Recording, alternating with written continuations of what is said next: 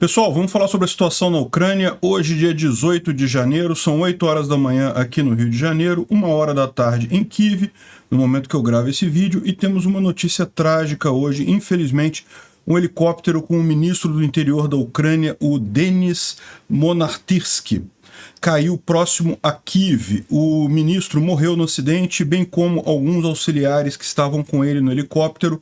O total de mortos chegou a 18 pessoas, sendo 9 no helicóptero e 9 atingidas no solo, inclusive 2 crianças, infelizmente. Não se sabe a causa do que aconteceu. Aparentemente, o helicóptero tentou fazer um pouso de emergência, ou seja, estava com algum problema, só que na hora de fazer o pouso de emergência não conseguiu fazer a coisa de forma adequada, né? Poderia estar em pane, pode ter sofrido sabotagem, pode ser erro do piloto, enfim. Pode ter sido um acidente também, né? Os helicópteros têm andado muito baixo lá na Ucrânia para evitar eventuais ataques russos, então pode ter atingido alguma linha de transmissão, alguma coisa assim. Muito triste isso. A situação em Soledar se tornou trágica para os russos, tá? Para o grupo Wagner principalmente. Lembra que está tendo aquela briga entre o Prigozhin e o exército russo, né? E aí o que aconteceu? O exército russo falou para o Prigozhin: quer saber, já que você está dizendo que você conquistou Soledar sozinho, sem a nossa ajuda, a gente não vai ajudar mais não. E retirou o apoio de artilharia e de veículos pesados que estava apoiando o grupo Wagner lá em Soledar. O resultado disso é que agora os ucranianos podem atingir várias posições do grupo Wagner sem temer contra fogo de artilharia. Os caras estão morrendo igual mosca. E o Putin prometeu fazer hoje um discurso, hoje à noite, 8 horas da noite, lá em Moscou, 2 horas da tarde aqui no Brasil, um pronunciamento sobre a operação especial, né? Alguns acham que ele pode decretar guerra, que ele pode falar em lei marcial, que ele pode falar em mobilização. Outros acham que ele não vai falar nada, vai ser só um discurso político qualquer, né? Hoje cedo, inclusive, ele esteve em São Petersburgo e fez um discurso lá em São Petersburgo falando propaganda pura, que a operação especial era a única maneira de trazer paz para o Donbás. Uma besteira, propaganda pura isso. Mas e à noite? Qual que será que vai ser o tema do Putin, né? Vamos ver esses e outros assuntos em detalhes. Essas notícias foram sugeridas por Peter de Sunguinha, a musa do verão, No Funny Nickname e várias outras pessoas. Obrigado aí ao pessoal que sugeriu a notícia. Obrigado a você que está assistindo o nosso vídeo. Se você gosta do nosso conteúdo, por favor, deixe o seu like e se inscreva aqui no canal, né? Pois bem, antes da gente entrar no assunto do dia, vamos dar uma olhada. Parece que se encerraram a operação de salvamento lá em Dnipro, daquele prédio que foi atingido pelo míssil russo. A contagem neste momento são 45 mortos, inclusive 6 crianças, e tem 79 pessoas com vários graus de severidade, né? Então, assim, essa contagem de mortos e feridos não é a final, porque eventualmente alguns dos feridos podem acabar morrendo, né? Mas as operações em si já acabaram. Dá para ver aqui que o entulho já foi totalmente retirado ali da região. Os outros prédios tiveram que ser abandonados, os prédios próximos. Agora vai ser um trabalho de reconstrução ali na região, né?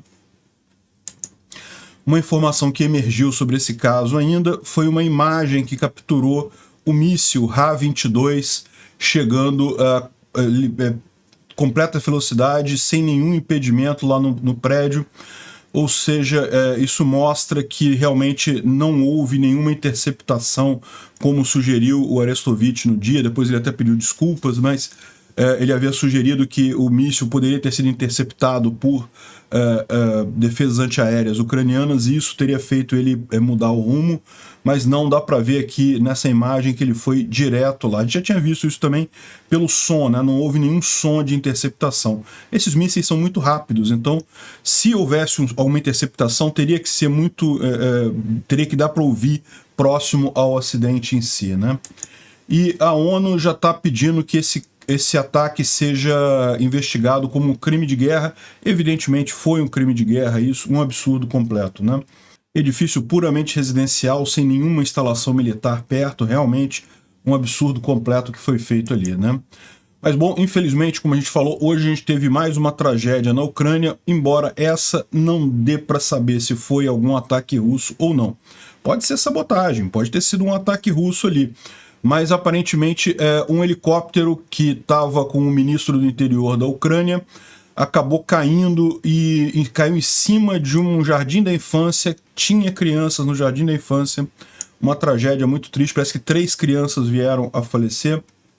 O ministro Monartirsky, que é o ministro do interior, né, e o substituto, o vice-ministro também estava com ele, e na verdade tinha vários auxiliares do ministério ali no helicóptero. Foi realmente alguma coisa bem séria, né? E o Crane Frontlines aqui está falando que quem ajudou esse helicóptero a cair é uma das hipóteses. Pode ter sido sabotagem? Pode ter sido sabotagem, mas a verdade é que é muito cedo ainda para dizer exatamente o que houve. O pessoal está perguntando aqui as opções que os investigadores estão falando. É justamente que houve uma falha do equipamento, né? Helicóptero, infelizmente, acontece realmente falhas com uma certa frequência. Sabotagem ou erro do piloto. Essas são a Lulia Mendel, ela é uma jornalista lá na Ucrânia, tá? Então ela está falando isso aqui, o que os policiais estão dizendo lá no caso, ou seja, são as linhas de investigação que eles estão tomando. Evidentemente vai ter que ser feita uma investigação para entender exatamente o que aconteceu, né? Existem algumas pessoas falando aqui, eu não sei se está nessa thread aqui, tá vendo? Foi bastante feio a queda do helicóptero, né? Chegou a pegar fogo e muita coisa, enfim. E na região, onde ele caiu é na região de Brovary, é próximo aqui em Kyiv, mas é do outro lado do rio Dnipro, né? Mas é subúrbio de Kyiv, né? Muito próximo ali. E esse aqui é o ministro do interior, o Denis Monartirsky, e o Evgen Enin, que era o vice-ministro também, que também acabou morrendo nesse acidente, né? O que eles disseram é que parece que o helicóptero ele fez algumas voltas ali na região, aparentemente tentando achar um lugar para pousar, né? É uma cidade, então um lugar urbano, difícil achar um lugar que ele pudesse pousar, então dá a impressão que o helicóptero estava com problemas mecânicos, o piloto tentou pousar, e só que no final das contas ele acabou levantando o voo, achando que não tinha jeito, não tinha como pousar ali, vamos tentar achar o lugar mais distante. No que ele começou a levantar voo novamente, aí ele caiu exatamente em cima deste prédio que tem a creche ali. Então, assim, não dá para saber exatamente o que aconteceu, vamos ter que aguardar as investigações, né?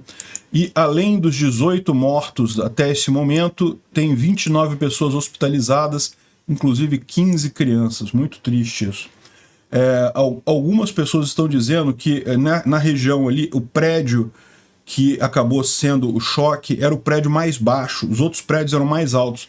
Então talvez o piloto ali na pressa, tendo que decidir, eu vou me chocar com o que, escolheu o prédio mais baixo para tentar evitar, né, mais mortes, mas no final das contas, infelizmente, o prédio mais baixo era justamente um jardim da infância.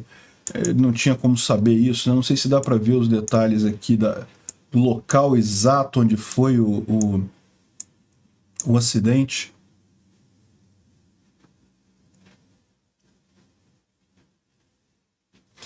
Aqui eles botam esses ícones, mas esses ícones não significam exatamente o lugar, né?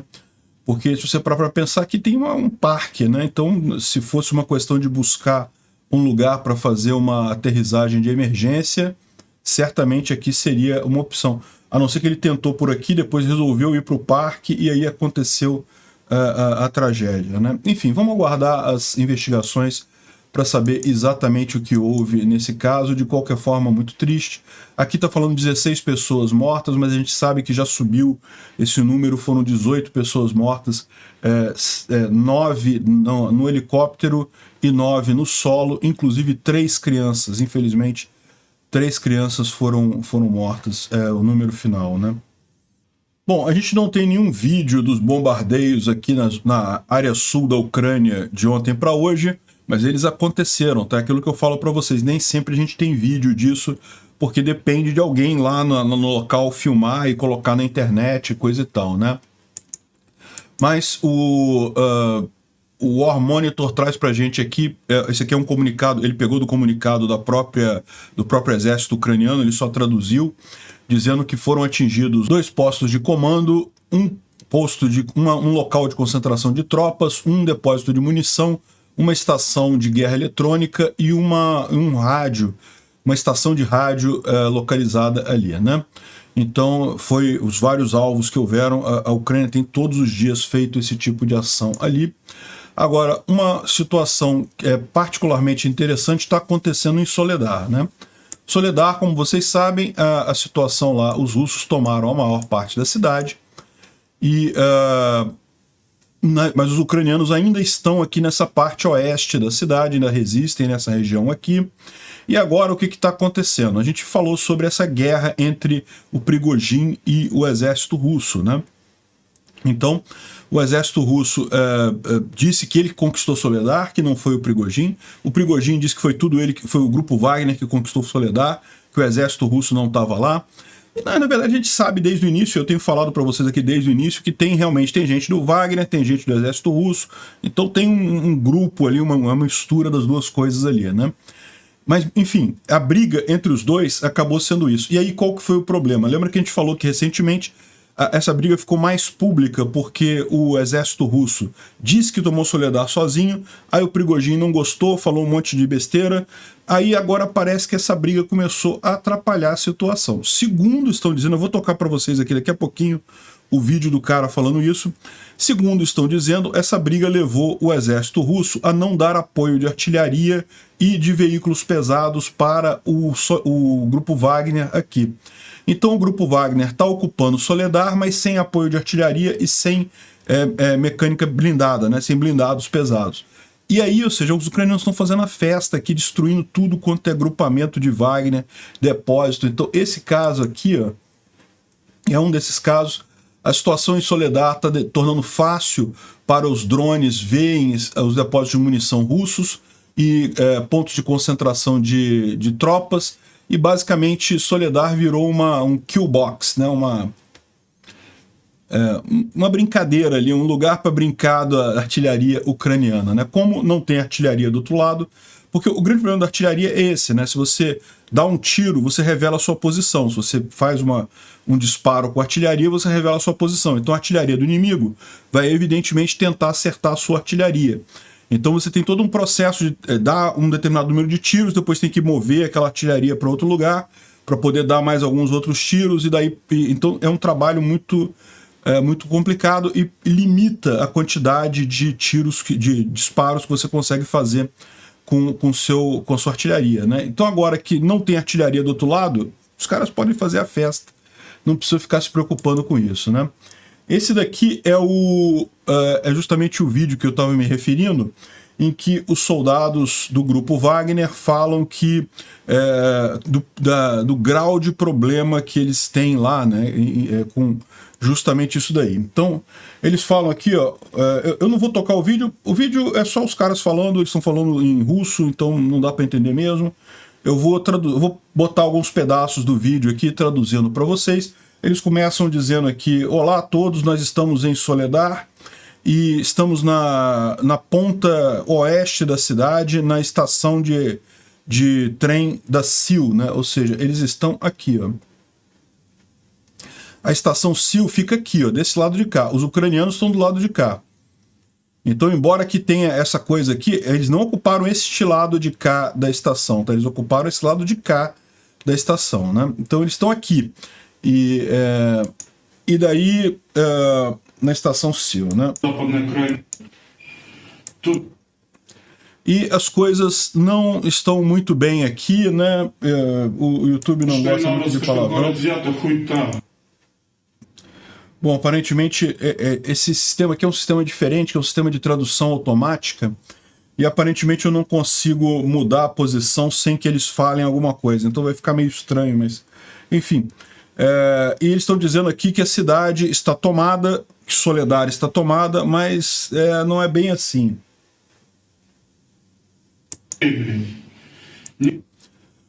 As bombas de artilharia, né, os projéteis de artilharia vêm de todos os lugares. Não tem um lugar de paz na cidade, tudo está sendo bombardeado. Eu não sei se a cidade está tomada ou não. Se você julgar pela forma como está sendo bombardeada, não está tomada não, né? Aí aqui eles explicam a questão toda, olha só. Por que Prigozhin... Deixa eu tirar minha cabeça daqui para vocês verem a frase em inglês aqui. Por que Prigozhin teve uma briga com o chefe do Estado-Geral lá das Forças Armadas Russas, do Estado-Maior das Forças Armadas Russas? Nós fomos cortados do suporte de artilharia.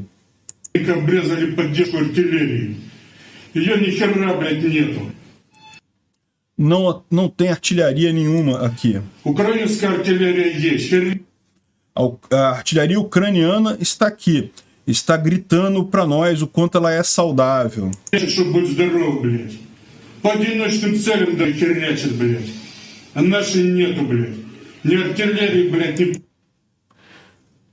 Mas nós não temos artilharia, não temos artilharia, não temos veículos armados de suporte, né? Ou seja, realmente os caras estão com problema, né? Aí eles falam mais um monte de coisa aqui, mas o básico é isso, né? Nosso sangue está sendo derramado aqui, né? Soledar virou uma coisa meio trágica para os russos lá, né? Eles já gastaram, já perderam inúmeros combatentes tomando Soledar, né? Que tomaram Soledar usando técnica de onda humana, no final das contas. E agora, sem o suporte da artilharia russa, a situação lá está bastante grave, né? E daí eu fico me perguntando, né? Assim, ok, pode ter sido a briga do Prigozhin com o exército russo, verdade, mas eu custo a crer que isso seria uma briga, assim, um motivo... né? Eu quero imaginar que esse pessoal tem um pouco mais de consciência, um pouco mais de profissionalismo, né? Por mais que sejam os inimigos, os russos, né? O que eu quero chegar com isso é o seguinte, lembra que um dos motivos que a gente falou para a ordem para tomar Soledar a qualquer custo era aquela ideia de destruir o Grupo Wagner, de enfraquecer o Grupo Wagner, de propósito, né? Então, ou seja, na verdade, o fato do exército russo não estar dando suporte de artilharia e não estar colocando os blindados lá, pode não ser, não, porque foi uma birra que brigou um com o outro, não, pode ser bem deliberado isso daí, porque justamente o interesse dos russos, muito mais do que tomar Soledar, é eliminar o Grupo Wagner, né? E, de fato, aqui tem uma imagem que é bastante impactante. Isso daqui é um cemitério do Grupo Wagner, mostrando aí alguns dos combatentes que foram mortos lá na Ucrânia.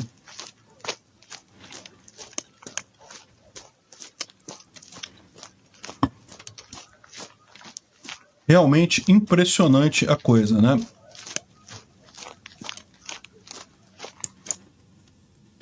Impressionante a quantidade de gente. E você pode imaginar, a batalha por Soledar acabou agora. Isso daí não é o pessoal das últimas batalhas por Soledar, isso é das batalhas anteriores, do iniciozinho da batalha, né? Segundo eles estão dizendo aqui, esses aqui são justamente os mobilizados das colônias penais, né? Aqueles presidiários que foram colocados na frente de batalha para morrer como bucha de canhão mesmo. Enfim. Bom, vamos aproveitar e fazer uma revisão aqui da linha de frente. Adianto para vocês que não teve nenhuma grande mudança, mas o Defmon colocou como imagem justamente o que ele chama aqui de verme Wagner, verme do Wagner, né? Isso aqui é uma trincheira cheia de soldados. Tá vendo um monte de soldado do Wagner aqui? Pois é, né? Dado que eu falei para vocês, adivinha o que aconteceu nessa trincheira. A gente vai mostrar o vídeo daqui a pouquinho. Mas vamos ver aqui a linha de frente e... como a gente mencionou nos últimos vídeos, está aquecendo um pouquinho lá, essa semana está um pouquinho mais quente, mas a expectativa é que no final de semana as temperaturas voltem a cair ali na região da linha de frente. O Defmon começa falando aqui sobre a região de Svatov, né, em que ele diz que se os ucranianos conseguirem fincar o pé aqui em Novoselivka, eles vão ficar numa posição muito boa para tomar Kuzemivka e essas outras cidades aqui, né. Se você olhar aqui no mapa, Svatov está aqui, Novoselivka está aqui, Kuzemivka está aqui. Kuzemivka está na mão dos russos, né? Novoselivka, os ucranianos estão aqui em Novoselivka. Esse aqui já é a zona de batalha há bastante tempo. Mas ainda não é considerada tomada pelos ucranianos, por quê? Porque é uma região que ainda sofre muitos ataques dos russos aqui. Então o que ele está dizendo aqui é que se os ucranianos conseguirem de fato tomar Novoselivka, Kuzemivka deve cair muito rapidamente, né? E essas outras cidades aqui todas devem seguir, né? Como vocês podem ver, elas todas já estão, os ucranianos já estão avançando em todas essas 4 cidades aqui, que são as 4 defesas de Svatov, né? Mas a verdade é que não tem ainda o domínio sobre elas, ainda são cidades contestadas, todas elas aqui, né? E aí ele fala que provavelmente a estratégia ucraniana aqui, depois de tomar essas cidades aqui, os ucranianos precisam estar com essas cidades controladas para evitar ofensivas ou contra-ataques russos. Eles provavelmente vão aproveitar e vão vir por essa região aqui mais alta em direção a Sosnovyï. Sosnovyï é uma cidadezinha aqui próxima a Svatov, um vilarejo próximo a Svatov, que tem a grande vantagem de, por ser no alto, permitir controle sobre as vias aqui, ó, onde chegam os suprimentos para Svatov. Então, se os ucranianos conseguirem tomar essas 4 cidades aqui, que são a defesa de Svatov, eles devem ter facilidade em avançar por aqui para bombardear essa região aqui. É lógico, eles poderiam vir pelo sul também aqui pela P07, que na verdade, depois ela se junta com a P66 aqui, que é a via principal, mas provavelmente aqui tem um grande número de tropas russas aqui, né? A quantidade de russos aqui defendendo essa região deve ser muito maior, porque a P66 sempre foi uma estrada muito estratégica aqui, né? Aqui, ele mostrando uma foto daquela região que a gente falou ali, de Sosnovyï, vendo Svatov, tá vendo? Svatov fica todo aqui embaixo. Repara como é que realmente daqui dá para ter uma visão muito boa das estradas aqui, ó. Uma chegando aqui de norte, outras aqui de leste. Então, realmente, é um controle muito grande sobre ali. A questão toda é que até aqui os ucranianos ainda não conseguiram retomar completamente essas 4 cidades aqui, né? Elas estão na zona ali de luta. Os ucranianos têm avançado aqui cada vez mais, mas ainda não tomaram completamente, né? Além disso, eles colocam aqui que tomar essas 4 cidades aqui vai permitir que os ucranianos liberem essa via P07, pelo menos um pedaço dela, um trecho grande dela, e ela pode ser usada exatamente para abastecer essas tropas aqui e as tropas que vão fazer o ataque a Svatov. Então, é realmente muito estratégico isso daqui, e os ucranianos têm avançado nessa região, né? Mais ao norte ainda, ele está falando aqui que seria interessante para os ucranianos também fazerem uma ofensiva aqui, para deixar Kupiansk fora do range de artilharia russa, né? Kupiansk ainda está no range de artilharia russa, e isso pode ser complicado. É importante tirar ela fora para dificultar qualquer tentativa russa de avanço aqui na região, né? Incriminar, o exército russo está tentando atrapalhar o avanço ucraniano aqui contra a cidade com ataques de flanco aqui, tentando vir a partir de Dibrova, aqui dessa região aqui, né? Dibrova já está na mão dos ucranianos, mas os russos têm atacado dessa direção para cá, para justamente tentar dificultar o trabalho ucraniano aqui, né? Mas os ucranianos estão avançando aqui e estão avançando bem nessa direção. É um avanço lento, mas é consistente com a situação ali na região. Ele diz aqui por que ele colocou Dibrova como controle russo. Emergiu um vídeo em que os russos são bombardeados ali em Dibrova, então parece que... Mas ele fala aqui, ó, que ele não sabe se isso daqui é porque os russos estão controlando, se são posições permanentes ou se eles só estavam fazendo uma patrulha ali. Eu acho que seria mais provável imaginar só uma patrulha naquela região, né? Ele fala aqui que considera Soledar capturada pelas forças russas. É aquilo que eu falo para vocês, né? Se você for técnico, né, aquela parte oeste da cidade ainda está com os ucranianos. Mas realmente é um pedaço mínimo da cidade que ainda está com os ucranianos. Considerar que já foi tomada, ok. Mas é aquele negócio, né? No final das contas, o que está sendo importante isso daí é justamente para causar bastante destruição entre os russos. Ele fala aqui sobre o avanço em Bakhmut e Klishivka, e o fato dos russos terem conseguido tomar Soledar deu todo um novo ímpeto para as forças russas na região, né? Eles estão lutando aqui há meses e meses, não conseguiam nada, agora conseguiram tomar Soledar, então estão animados aqui ao sul também. Mas, pelo menos ontem, não tiveram grandes avanços por aqui, mas parece que a intensidade dos ataques nessa região subiu bastante novamente, né? Tanto que de ontem para hoje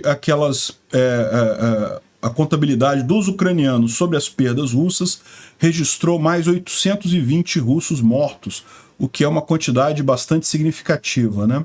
Aqui também na região de Donetsk, como a gente falou ontem, né, eles tentaram avançar alguma coisa, mas também não teve grandes avanços. Agora, teve algum avanço, tá? Aqui em Vodiane, como a gente falou ontem, na verdade, os russos conseguiram tomar uma pequena parte da cidade aqui, ó, deixa eu mostrar para vocês.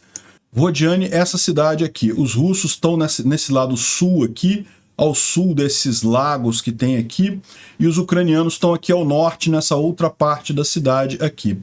Parece que com essa região aqui congelada, os russos fizeram um ataque por aqui e conseguiram tomar uma parte dessa cidade aqui, né? Os ucranianos estão mandando reforços de volta para tentar retomar o que os russos pegaram aqui em Vodiane, inclusive porque, embora estivesse congelado, né? Lembra que na semana passada estava tudo congelado, temperatura baixa, agora começou a esquentar de novo, já começou a quebrar o gelo aqui nessa região. Não é um gelo firme, foi uma semaninha só de congelamento. Então, os russos podem ficar até presos aqui, né, sem ter como voltar pelo caminho que eles vieram aqui. Mas, enfim, eles avançaram alguma coisa aqui e avançaram também em Marinka. De novo, não tomaram a cidade de Marinka ainda, mas conseguiram avançar mais um pouco aqui. Esse saliente que tem aqui foi tomado por eles. Eles já estão aqui na altura dessa estrada principal aqui, tomaram essa área aqui, e daí os ucranianos cederam esse lado de cá para ter posições mais favoráveis na defesa de Marinka. Então Marinka não caiu totalmente ainda tem metade da cidade para cá, ainda está na mão dos ucranianos, mas os russos tiveram um avanço aqui sim no dia de ontem, né? O que o Defimon fala aqui, né? E aqui ele fala sobre o verme do Wagner, né? Tá vendo aqui uma trincheira cheia de wagnerita aqui, ó.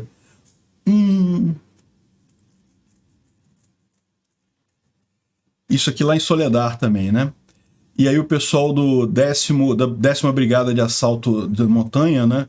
Atingiu a galera ali do Wagner, realmente fez um estrago. É o que estão fazendo lá em Soledar. Estão destruindo totalmente os Wagner lá, e talvez por desenho. Os russos esperavam exatamente isso, né? Bom, o Arestovich fez mais uma live ontem e ele falou ainda sobre a demissão dele, que ele havia sido demitido, na verdade, um ano atrás também, mais ou menos no dia 18 de janeiro. E no final das contas eles falaram que não vai ter briga, não vai ter conflito, melhor a gente, depois da guerra a gente vê quem é que fez o que errado, nesse momento não é momento de ficar procurando culpado e coisa e tal, né? E que eles vão continuar as lives, essas lives deles são muito assistidas lá na Ucrânia, 1,6 milhões de visualizações todo dia a live do Arestovich atinge, então dá para você ver, fazer uma live todo dia que dá 1,6 milhões de views.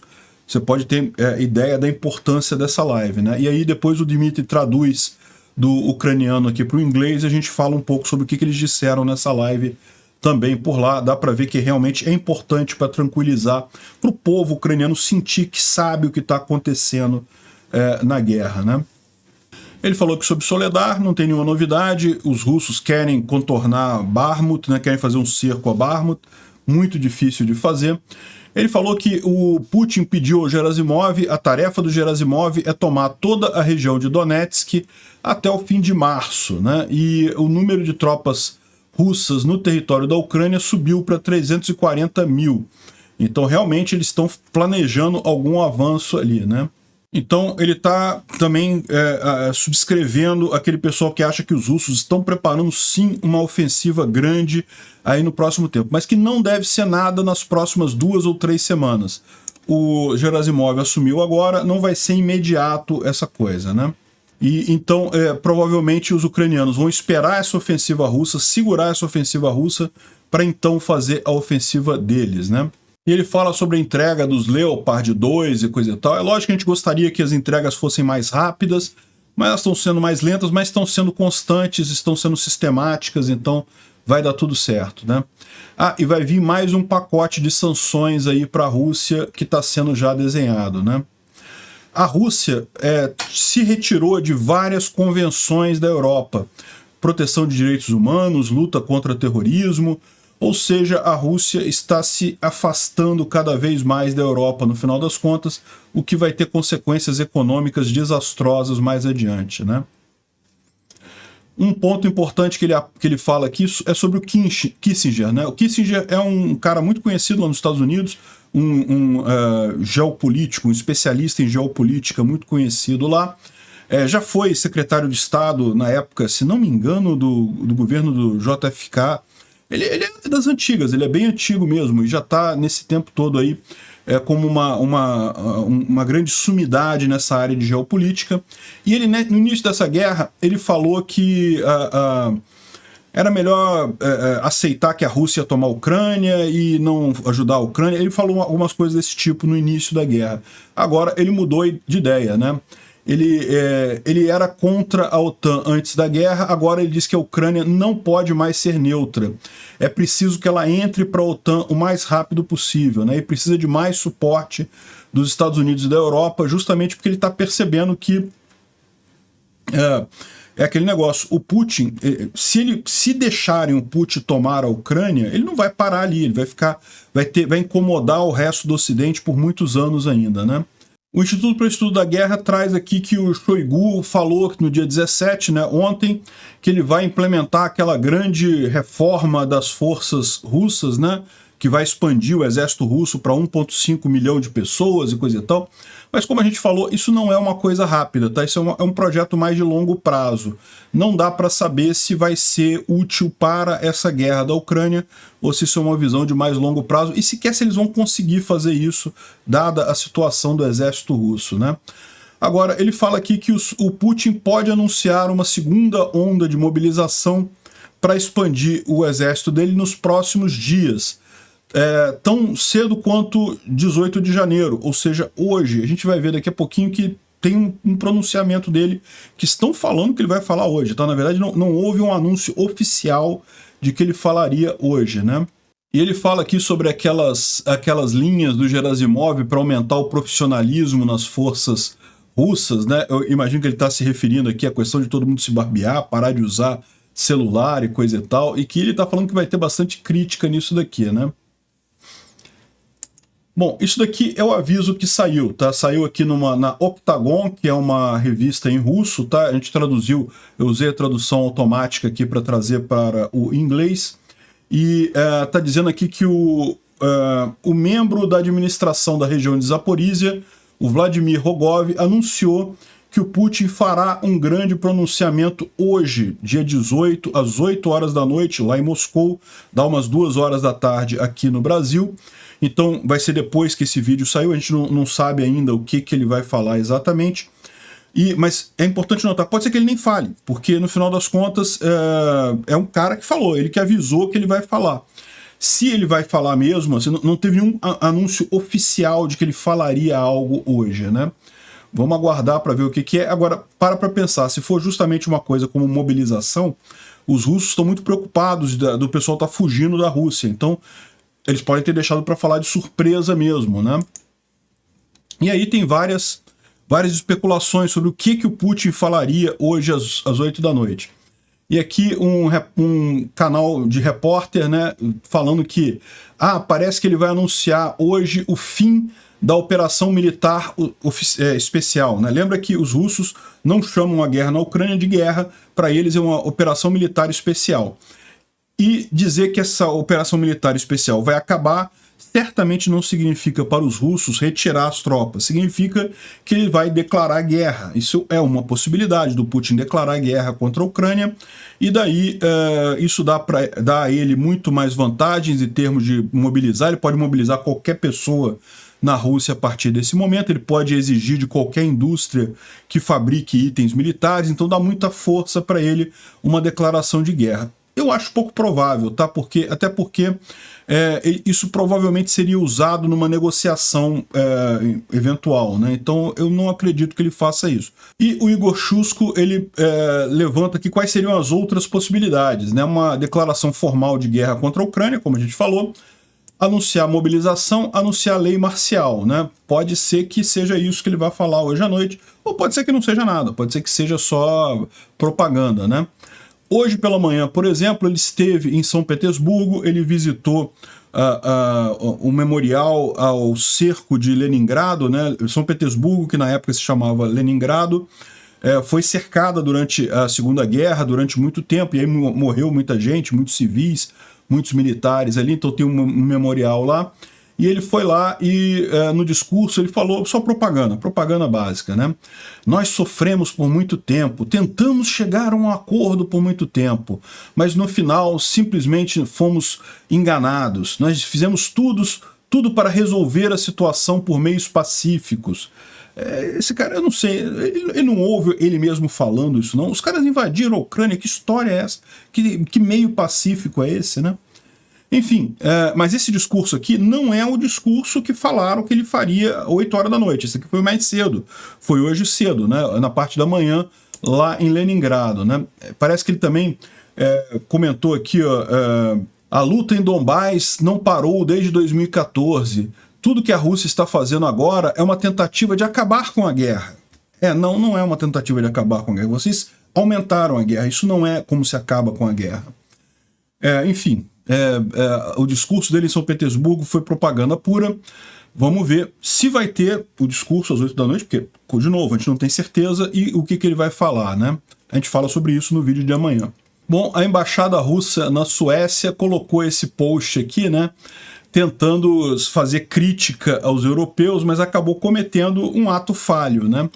Então aqui, ó, é o tweet original, tá? Eles não apagaram não, ainda tá aqui com 3.500 views, eles devem estar felizão porque tá tendo muita view esse tweet deles, né?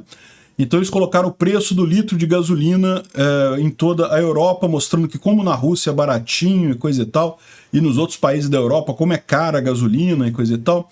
Só que, olha só como é que tá a Ucrânia aqui, ó. Crimeia tá amarelinha, toda a região do Donbás aqui tá amarelinha.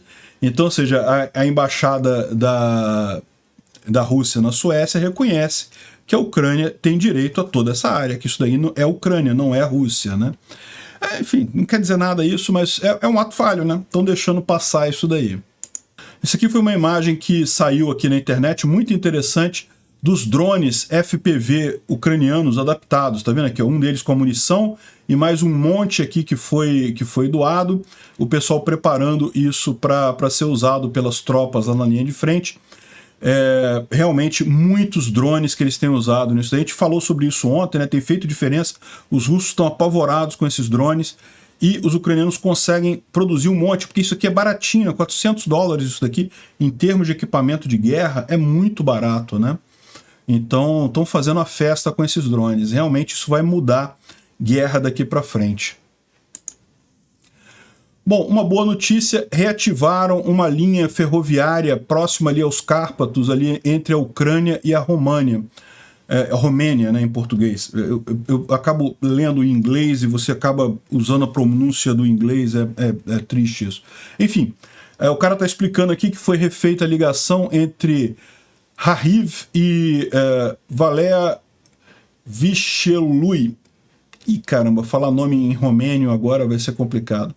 Enfim, é uma estrada de ferro que tinha na época soviética, aí depois, com a independência dos países, ela acabou ficando abandonada, então a Ucrânia reconstruiu essa área em verde aqui, a Romênia, essa área em vermelho aqui, são 2 pontos, tá vendo, de ligação aqui, de forma que essa rodovia vai poder ser reativada. Agora, uma coisa que é chato é que ainda é na bitola soviética, né?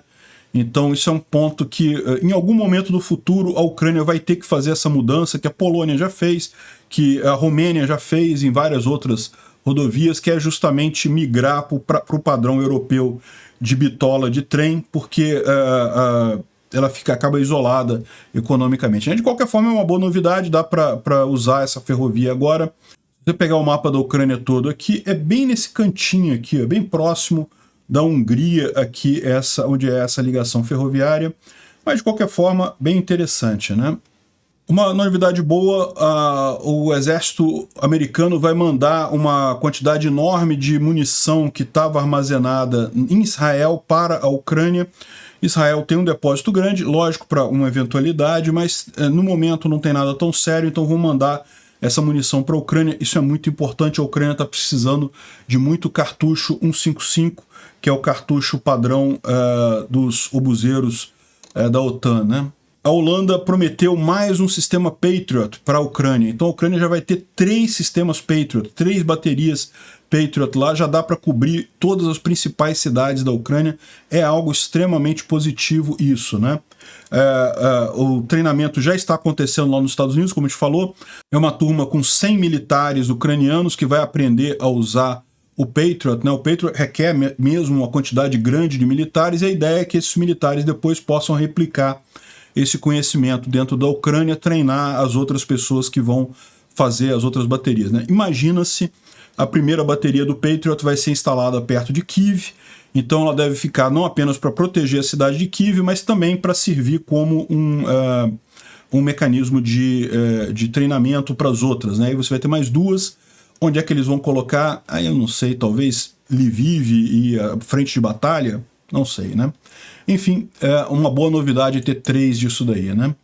Foi muito marcante o discurso lá em Davos, na Suíça, da primeira-ministra da Finlândia, a Sanna Marin, em que ela falou, olha só, se a Rússia ganhar essa guerra na Ucrânia, nós teremos décadas desse tipo de comportamento à nossa frente, ou seja, da Rússia ameaçando outros países ali na região. O custo que isso vai ter para os outros países vai ser enorme, é aquilo que a gente fala. O mais barato para o resto da Europa é armar mesmo a Ucrânia para encerrar esse assunto de uma vez, né? E ela fala também que ela dá um puxão de orelha falando que se a OTAN tivesse aceito a Ucrânia como membro, e isso foi uma possibilidade em 2008, a Ucrânia pediu para fazer parte da OTAN, só que a OTAN negou. Aliás, isso é outra coisa que eu sempre falo para o pessoal que fala que a OTAN está expandindo para o Oriente, que a OTAN que está ameaçando a Rússia. Não, não está. Tanto não está que em 2008 a Ucrânia que pediu para fazer parte da OTAN, e a OTAN negou, falou não dá ainda, não vamos fazer isso. Então, ou seja, se a OTAN quisesse expandir, já tinha expandido. Agora, a gente vê que foi um erro. Se a Ucrânia tivesse entrado para a OTAN em 2008, nada disso teria acontecido, né? A gente teria evitado essa confusão toda. E essas conversas todas lá no Fórum Econômico Mundial estão deixando o cachorrinho do Putin, o Medvedev, chateado, até porque a Rússia não foi convidada para o Fórum Econômico de Davos, e aí ele está falando, não, porque você tem que conversar de economia, não pode conversar de guerra e coisa e tal. Infelizmente, no momento, o assunto guerra na Ucrânia é o mais relevante para a economia de tudo. Vai afetar toda a economia do mundo inteiro. A gente vai decidir se a gente vai caminhar para um mundo em que conquistas territoriais foram deixadas para trás e as pessoas vão focar em comércio, ou se a gente vai caminhar para um mundo em que a gente vai ter que retroceder agora e todo mundo se armar novamente e todo mundo se preocupar em gastar fortunas com fronteiras, com armamento e coisa e tal. Então, não tem nada mais importante para ser discutido do que a guerra na Ucrânia. Obrigado por assistir o vídeo até o final. Além de curtir, compartilhar e se inscrever no canal, considere se tornar patrocinador com valores a partir de R$ 1,99. Clique no botão Seja Membro abaixo para saber as condições e vantagens de patrocinar o canal. Mais informações sobre o nosso projeto, visite nossos sites indicados na tela.